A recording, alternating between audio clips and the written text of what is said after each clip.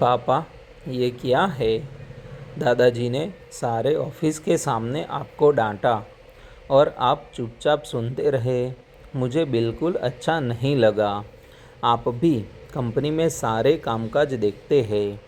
क्या हुआ जो गलती से ऑर्डर इधर उधर हो गया? ऑफिस में सभी आपका सम्मान करते हैं। ऐसे सबके सामने वो आपको डांटकर बेइज्जत कैसे कर सकते हैं? सुमित ने अपने पिता मोहन बाबू से अपना गुस्सा जाहिर करते हुए कहा। सुमित, देखो बेटा, यहाँ आओ, बैठो आराम से। सबसे पहले तो ये गुस्सा त्याग दो, क्योंकि ये गुस्सा हमें केवल नकारात्मकता की ओर ही बढ़ाता है, सही और गलत की दिशा से भटकाता है। अब ध्यान से सुनो। सारी दुनिया के भले ही मैं बड़ा आदमी हो सकता हूँ, पर अपने मम्मी पापा के लिए मैं सिर्फ उनका बेटा हूँ और उन्हें सारी उम्र मुझे कुछ भी कहने का हक है। तुम अभी छोटे हो, तुम्हें अभी समझ नहीं आएगा। परिपक्व होने पर खुद समझ जाओगे। माता पिता की ये डांट, ये समझाने का तरीका, बेटा, ये उनका एक मार्गदर्शन करने का वो तरीका है जो हमें सही और गलत का अंतर बताता है। उन्होंने सबके सामने मुझे डांटा क्योंकि गलती मेरी थी। मुझे ध्यान देना चाहिए था। एक जिम्मेदार व्यक्ति, एक जिम्मेदार कर्मचारी होने के नाते ये मेरा कंपनी के प्रति कर्तव्य बनता है।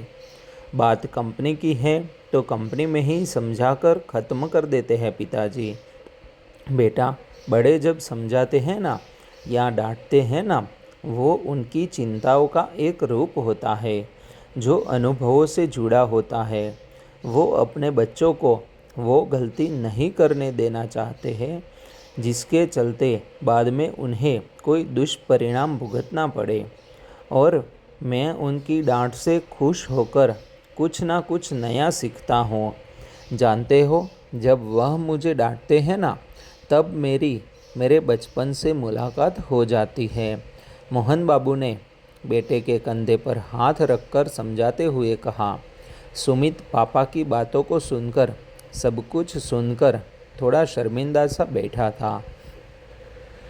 मोहन बाबू मुस्कुराकर बाहर की ओर चलने को हुए कि वापस सुमित के पास लौटकर बोले, हाँ, एक बात और बेटा, कोई तुम्हारे पिता को कुछ कहे तुम्हें अच्छा नहीं लगता है? ना जी पिताजी, कोई मेरे पिताजी को कुछ कहे मुझे अच्छा नहीं लगता, कहकर सुमित के सिर पर बालों में उंगलियों को फिराते हुए उन्होंने सहलाते हुए प्यार भरी मुस्कुराहट देकर एक उचित मार्गदर्शन करते हुए कमरे से बाहर निकल गए।